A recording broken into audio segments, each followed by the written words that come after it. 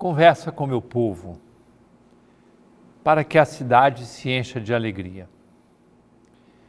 Vivemos numa sociedade pluralista, com convicções diferentes, práticas religiosas, opções políticas e ideológicas, tantas vezes contraditórias e provocantes. Entretanto, a Igreja nos ensina a sonhar alto. Se este é um tempo cheio de desafios e conflitos, não temos receio de buscar a Jerusalém do alto. Voltemos os olhos e o coração para o Apocalipse, no texto da liturgia do 6º domingo da Páscoa.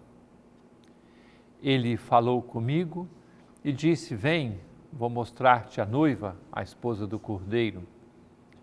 Ele me levou em espírito a uma montanha grande e alta.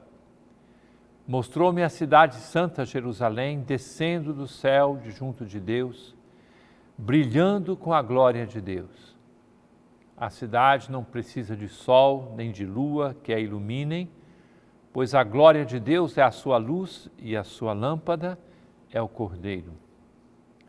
As nações caminharão à sua luz e os reis da terra levarão a ela a sua glória.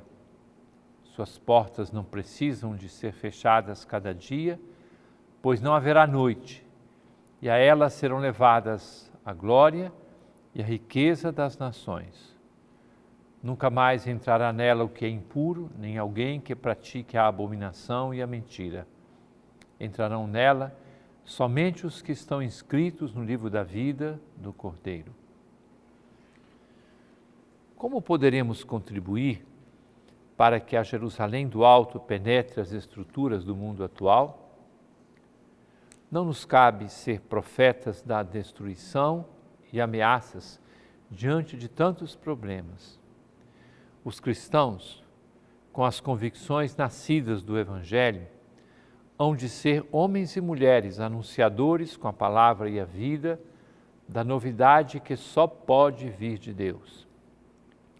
Há uma promessa de Jesus que ressoará nas próximas semanas em nossos ouvidos, devendo encontrar a resposta adequada de nossa fé. Trata-se da certeza de que não estamos sozinhos, pois o Espírito Santo foi derramado em nossos corações. Ele é chamado Consolador, Defensor, Advogado. Com tal companhia, poderemos assumir os desafios que a vida apresenta, dando resposta corajosa e firme, comprometendo-nos com a força do Evangelho e tornando-nos efetivamente evangelizadores, cada um na vocação e com os seus próprios dons. O Espírito de Deus nos inspira e suscita atitudes missionárias. Tomemos consciência de que as portas da cidade querida por Deus devem estar abertas. A primeira delas é a porta da misericórdia e do perdão. Há muitas pessoas sedentas de acolhimento, marcadas pela rejeição, traumatizadas por situações pessoais e sociais, com um histórico familiar tantas vezes doloroso. E muitas delas não descobrem a porta da igreja, a não ser através do testemunho, muitas vezes silencioso, de cristãos que olham ao seu redor e não se omitem, mas fazem o bem, sem desviar o olhar, as mãos e o coração. Esse olhar deveria ter a coragem da preferência pelos mais sofredores e isolados, aquelas pessoas que muitas vezes têm nem mesmo a coragem ou a possibilidade de reclamar. A elas e a todas as outras se estende a promessa feita por Jesus: deixe-vos a paz, só que não é a paz da defesa ou do preparar-se para a guerra. O medo é vencido quando, deixando-nos conduzir pelo Espírito Santo, professamos a fé no amor de Deus, que nos conduz pela vida toda. E esta paz há de nascer dentro de nós de uma consciência pura e aberta para Deus, em cuja força poderemos viver sem medo nem perturbações. Entretanto, o próprio Senhor nos alerta que no mundo teremos perturbações. A verdadeira paz vem das chagas abertas do crucificado ressuscitado, que se manifesta aos discípulos no dia glorioso da Páscoa. Tomar consciência das dores, perseguições ou fraquezas eventualmente existentes em nossa vida deverá levar-nos à certeza de que, se à tarde vem o pranto visitar-nos, de manhã nos vem saudar a alegria, no dizer do Salmo 29, versículo 6. Nossa vida é toda pascal, passagem da morte para a vida, da tristeza para a alegria, das trevas à luz, do pecado à graça. A alegria prometida é diferente e supera a exuberância de risadas ou festas. Impressiona muito passar pelas nossas ruas, quase que a qualquer hora, e ver pessoas em torno de mesas nas calçadas a beber. E se olhamos bem nos seus olhos, muito além das pretensas exuberâncias vindas da bebida, é possível identificar uma tristeza profunda. A alegria que vem de Deus é muito maior. Sabemos com São Paulo que a alegria é fruto do Espírito Santo e não fruto da carne. Nossas cidades poderão readquirir a alegria se nos empenharmos em relações verdadeiras e sinceras, quase costuradas no contato que pudermos estabelecer. Quem sabe será válida a proposta de cultivar, em marcação cerrada, como se diz no esporte, alguma pessoa a quem possamos manifestar o bem-querer. Pode ser uma visita, uma mensagem, uma chamada telefônica, para chegar a um diálogo verdadeiro e sincero. A imagem do cacho de uva é sugestiva. Se cada um de nós cultivar no amor cristão uma ou mais pessoas, poderemos incendiar com este amor de Deus nossas cidades e ambientes.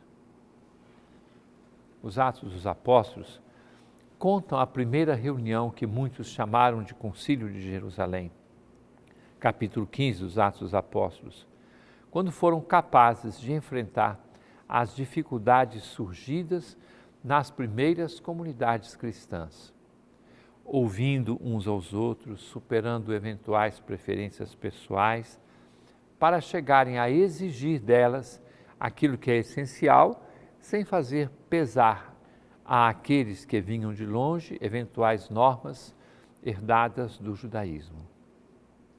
Também nós, nas cidades de hoje, em nossa igreja, precisamos aprender que o caminho percorrido pelas pessoas tem diferenças e graus a serem respeitados e valorizados. A paciência com os defeitos dos outros suscitará nelas mesmas a mesma atitude conosco, já que pecadores todos somos. A reciprocidade do amor misericordioso será fonte de alegria e abrir-se-ão outras portas, como o diálogo, o serviço, testemunho de comunhão e o anúncio e pregação explícita do Evangelho.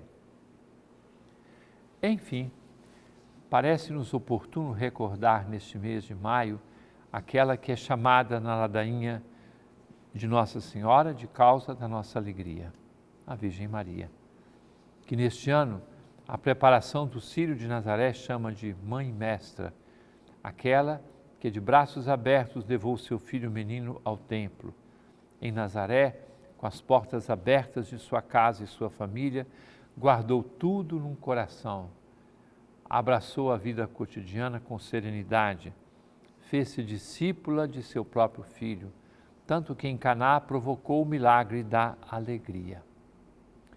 Com ela, poderemos trazer a alegria para nossas cidades, com a receita de milagre. Fazei tudo o que ele vos disser. Caríssimo irmão, caríssima irmã, permaneça conosco. Daqui a pouco estamos de volta.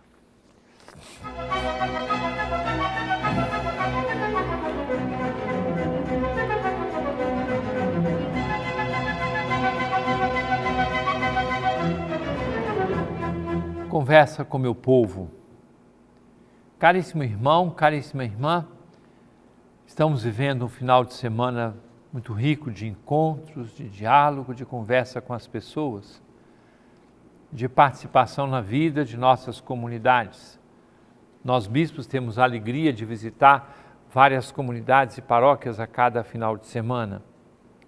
Neste sábado, nós temos um encontro importante dentro da caminhada do Sínodo. Vamos ouvir o setor juventude.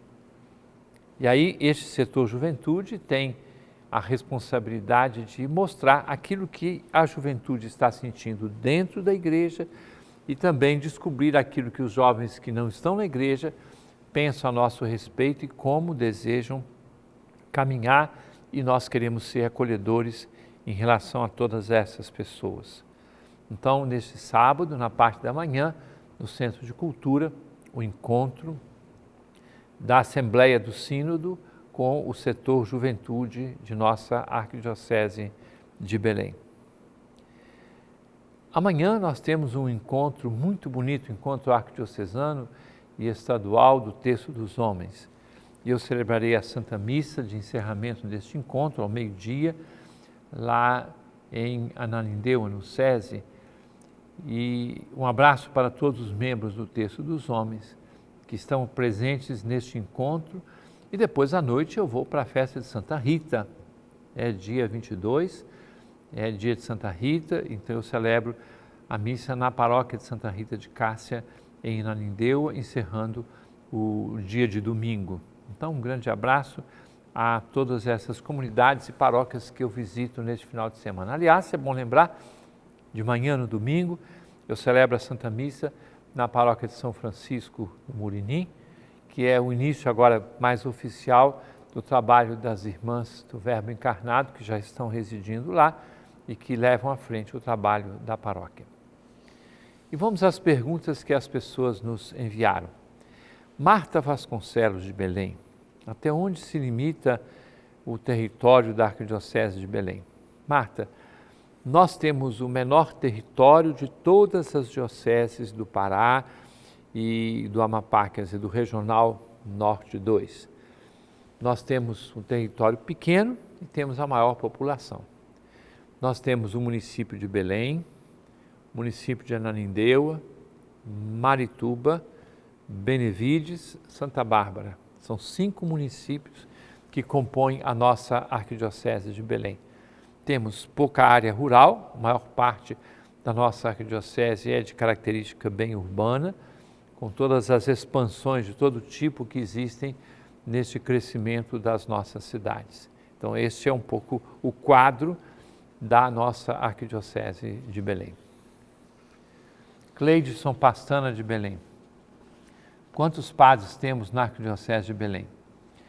Nós temos um total, entre mais jovens, mais velhos, religiosos, diocesanos, 220 sacerdotes, mais ou menos meia a meia, o número de sacerdotes diocesanos e sacerdotes religiosos. Você me pergunta qual a diferença. Um sacerdote religioso, ele está ligado a uma ordem ou congregação religiosa. Por exemplo, nesses dias esteve comigo para apresentar o novo vigário paroquial da Paróquia de Cristo Rei, o Padre Pedro Júnior, que ele foi transferido pela sua congregação a partir do mês de agosto. Ele vai trabalhar na Diocese de Borba, no Amazonas. Então, os religiosos, eles passam um período num lugar e, de acordo com a sua congregação ou ordem, eles vão trabalhar em lugares diferentes. Então, existe sempre um contrato, um convênio entre a arquidiocese, que entrega uma paróquia para uma congregação, uma ordem religiosa. Um sacerdote encardinado, você faz essa pergunta, é aquele padre que é ordenado para, nosso caso, a Arquidiocese de Belém. Então, o seu laço profundo é um laço canônico, um laço oficial com a Arquidiocese de Belém. Não é? E um sacerdote, eu vou mudar lá para a China, né? Por algum motivo, então ele pode pedir a chamada excardinação, quer dizer, ele se desliga daquela diocese e, se for aceito numa outra diocese, então ele é incardinado, quer dizer, ele é ligado, comprometido com aquela diocese na qual ele vai trabalhar. Nós temos também sacerdotes que, por um tempo, passam, por exemplo, estudando ou passam em serviço missionário em outra diocese, sem perder o vínculo com a diocese de origem, que no nosso caso é a Arquidiocese de Belém. Lídia Campelo de Belém pergunta: Alberto, ainda existe a proposta de ordenar homens casados para evangelização na Amazônia? Lídia, houve pessoas que apresentaram no Sínodo da Amazônia esta proposta e o Papa colocou com uma forma muito clara que não está pensando nessa ordenação de homens casados para a evangelização da Amazônia ou de qualquer outra parte do mundo. Nós temos alguns casos de pastores ordenados sacerdotes na Igreja Anglicana e que vieram para a Igreja Católica. Então, como não é um dogma, o celibato não é um dogma, a Igreja pode, de uma hora para outra, decidir ordenar homens casados para o sacerdócio. Então, nós temos situações em que alguns que vieram da Igreja Anglicana foram admitidos na Igreja Católica e foram ordenados padres e continuam vivendo a vida de casados nas suas famílias, mas sendo plenamente católicos, né? Então, são essas possibilidades que existem, mas o Papa já respondeu oficialmente e eu penso que nós temos vocações suficientes para o trabalho da evangelização e não é só o trabalho do sacerdote, mas nós temos tantos leigos e leigas, religiosos e religiosas, diáconos, tanta gente que presta o serviço da evangelização. Pergunta de Luiz Carlos Lopes, de Belém. Dom Alberto, por que para o exercício do diaconato permanente o candidato deve ter a autorização da esposa? Essa sua pergunta é muito oportuna, porque aquele que sente a vocação do diaconato permanente deve se preparar adequadamente para viver, chama-se dupla sacramentalidade. Ele já tem o sacramento do matrimônio e terá o sacramento da ordem, sendo ordenado diácono. Já pensou que confusão daria uma casa se a esposa não estivesse de acordo que aquele homem fosse ordenado para o diaconato permanente? Então a pessoa precisa ter 10 anos de casado, pelo menos, mínimo de 35 anos de idade, e o consenso, a correspondência, a aceitação da parte da esposa, porque os dois vão continuar a viver no sacramento do matrimônio, que é fundamental. E ele vai ter que, como diz o povo, pular fininho, porque ele vai ter que ter o trabalho na igreja sem deixar de ter as responsabilidades de esposo e de pai de família. Nelson Castro, de Marituba. Batismo no Espírito Santo. O que é o batismo no Espírito Santo? O senhor pode explicar? Veja só, eu vou dar uma explicação que ela foi dada por vários teólogos de uma forma muito interessante. O sacramento do batismo que nos incorpora a Cristo e a vida da Santíssima Trindade é o sacramento do batismo. Não tem nada que seja maior do que isso aqui. Então, é bom a gente entender. O grande teólogo Karl Rahner, ele dizia assim, todas as vezes em que você atualiza a graça batismal numa disposição para servir aos outros, na fundação de uma realidade nova na igreja, numa obra que começa para o serviço dos pobres ou dos doentes, sei lá o que for, você pode dizer que ali houve um batismo no Espírito Santo, quer dizer, o Espírito Santo suscitou uma nova realidade. A renovação carismática católica tem como finalidade o apostolado do batismo no Espírito Santo, quer dizer, a abertura para que o Espírito Santo se sinta à vontade e realize a sua obra, suscitando trabalhos de evangelização, suscitando a oração, suscitando a pregação do Evangelho. Caríssimo irmão, caríssima irmã, desejo que o final de semana seja muito frutuoso, seja muito vivo, santo e, mais do que tudo, com a sua participação e de sua família na celebração da Santa Missa em sua paróquia. Abençoe-vos o Deus Todo-Poderoso, Pai, Filho e Espírito Santo. Amém.